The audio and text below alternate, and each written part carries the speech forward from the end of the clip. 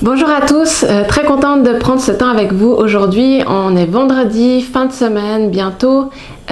Aujourd'hui, je voulais prendre le temps avec vous de lire la parole de Dieu, puis plus précisément, je voulais qu'on voit par rapport au message de dimanche dernier de Mathieu Blairy qui parlait de la volonté de Dieu. Donc ça, on est toujours dans la thématique de l'Église. Puis il a mentionné un verset qui se trouve dans la Bible et qui parlait que les sacrifices, l'obéissance vaut mieux que les sacrifices. Puis j'ai été intéressée de regarder un petit peu le contexte de ce passage, voir un petit peu qu'est-ce qui s'est passé, puis en quoi ce passage peut encore nous parler aujourd'hui. Puis on va lire un petit peu on va lire dans la Bible ensemble dans 1 Samuel 15 à partir du verset 10, puis voir un petit peu qu'est-ce qui s'est passé. Donc 1 Samuel 15 verset 10. L'Éternel parla à Samuel et lui dit: Je décide d'annuler ce que j'ai fait en établissant Saül roi, car il s'est détourné de moi et il n'a pas tenu compte de mes ordres. Samuel en fut bouleversé, et il implora l'Éternel toute la nuit. Le lendemain matin, il partit trouver Saül. En chemin, il apprit que celui-ci s'était rendu à Carmel pour y ériger un mémorial, puis qu'il était reparti en direction de Gilgal. Finalement, Samuel le rejoignit. Saül l'aborda par ces mots: « Que l'Éternel te bénisse, j'ai exécuté l'ordre de l'Éternel. » Mais Samuel lui demanda: « D'où viennent donc ces bêlements de moutons qui résonnent à mes oreilles, et ces mugissements de bœufs que j'entends ?» Saül répondit: « Ils les ont ramenés de chez les Amalécites, car les soldats ont épargné les meilleures bêtes parmi les moutons et les bœufs pour les offrir en sacrifice à l'Éternel ton Dieu. Le reste, nous l'avons totalement détruit. » « Assez, interrompit Samuel, je vais t'apprendre ce que l'Éternel m'a dit cette nuit. »« Parle, lui dit Saül. » Et Samuel lui déclara: « Alors que tu te considérais comme un personnage peu important, tu es devenu le chef des tribus d'Israël, et l'Éternel t'a oint pour t'établir roi d'Israël. Il t'a envoyé en campagne avec cet ordre précis: Va et détruis les Amalécites pour me les vouer, ce peuple de pécheurs, en les combattant jusqu'à leur totale extermination. Alors pourquoi n'as-tu pas obéi à l'ordre de l'Éternel? Pourquoi as-tu fait ce qu'il considère comme mal en te précipitant sur le butin? » Saül répliqua: « Mais si, j'ai obéi à l'ordre de l'Éternel, et j'ai accompli la mission qu'il m'avait confiée.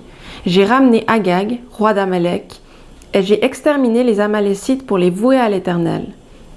Mais les soldats ont prélevé sur leur butin les meilleurs moutons et les meilleurs bœufs qui devaient être voués à l'Éternel par destruction, pour les offrir en sacrifice à l'Éternel ton Dieu à Gilgal. » Samuel lui dit alors: « Les holocaustes et les sacrifices font-ils autant plaisir à Dieu que l'obéissance à ses ordres? Non, car l'obéissance est préférable au sacrifice. La soumission vaut mieux que la graisse des béliers, car l'insoumission est aussi coupable que le péché de divination, et la désobéissance aussi grave que le péché d'idolâtrie. Puisque tu as rejeté les ordres de l'Éternel, lui aussi te rejette et te retire la royauté. » Alors Saül répondit à Samuel: « J'ai péché, car j'ai transgressé l'ordre de l'Éternel et tes instructions, parce que j'ai eu peur de mécontenter mes soldats, et j'ai cédé à leurs demandes. » Je trouvais vraiment intéressant de lire ce passage-là, puis je me suis dit, en fait, pour nous, est-ce que ça a une influence aujourd'hui? Puis je me dis que oui, effectivement. Très souvent, en fait, quand on parle de la volonté de Dieu, c'est sûr qu'il y a ce qu'on entend de la part de Dieu, la parole qu'on peut lire, puis des choses qui sont précises, où on se dit, oui, effectivement, Dieu me parle, Dieu me dit ça. Puis c'est sûr qu'après, il y a tout le contexte où les gens qui sont autour de nous qui peuvent avoir une influence sur ça. Puis est-ce qu'on va se fier plus à ce qu'on entend autour de nous ou à ce que Dieu nous dit? Puis j'avais 3 autres versets que je voulais vous partager aujourd'hui en lien avec ça. Dans Jérémie 33, verset 3. « Invoque-moi et je te répondrai. Je te révélerai de grandes choses et des choses secrètes que tu ne connais pas. » Dans 1 Thessaloniciens 2, 4. « Maintenant, quand nous parlons, ce n'est pas pour plaire aux hommes, c'est pour plaire à Dieu qui voit le fond de notre cœur. » Et le dernier, Colossiens 3, 23. « Tout ce que vous faites, faites-le de toute votre âme, comme pour le Seigneur et non pour des hommes. » Puis en fait, tous ces passages nous rappellent encore aujourd'hui à quel point on a besoin en fait de se ressourcer dans la parole de Dieu, de faire appel à Dieu dans les décisions qu'on a à prendre.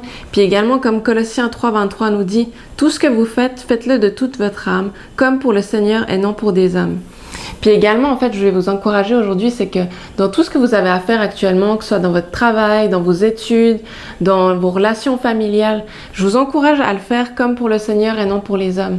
Que vraiment que ça puisse être peut-être une nouvelle manière de penser ou vous remettre dans cette perspective-là, parce que en fait, si on y pense vraiment, puis qu'on se dit, bah, ok, ce que je fais aujourd'hui, ce que je prépare aujourd'hui, c'est pour le Seigneur, je pense qu'on va mettre plus d'attention, on va être plus attentif, on va être plus consciencieux, on va faire les choses avec excellence pour que le Seigneur soit heureux. Puis j'aimerais vous encourager aujourd'hui que vraiment vous puissiez penser aussi dans ce sens-là, puis que aussi également dans l'aspect de la volonté de Dieu, mais que oui, c'est sûr que les avis des gens qui sont autour de nous sont importantes, mais est-ce que c'est ça qui est plus important ou c'est l'obéissance à Dieu? Donc vraiment, j'aimerais vous encourager, je m'encourage aussi dans ce sens-là, que vraiment on puisse se tourner vers Dieu, qu'on puisse confier nos vies intégralement entre ses mains, qu'on puisse lui faire confiance, puis vraiment se confier à lui. Invoque-moi et je te répondrai. Je te révélerai de grandes choses et des choses secrètes que tu ne connais pas. L'Éternel, en fait, il attend juste ça, qu'on puisse être ouvert à sa parole, ouvert à ce qu'il a à nous dire. Puis vraiment, je vous encourage, prenez du temps à écouter ce qu'il a à vous dire. Mettez-le au défi également. Prenez du temps à simplement mettre des choses spécifiques entre ses mains. Faites-lui confiance, puis vous allez voir qu'il va vous parler. Prenez du temps dans sa parole, puis vraiment, je vais finir avec un mot de prière.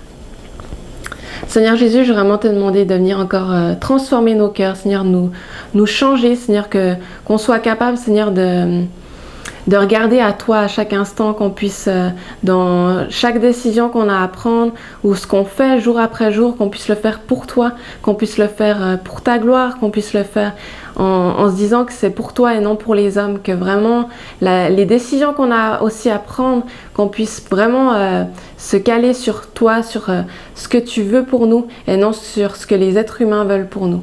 Vraiment, viens encore nous transformer, viens nous aider à nous rapprocher plus de toi pour qu'on puisse être sensible à ta voix, être sensible à ce que tu as à nous dire jour après jour.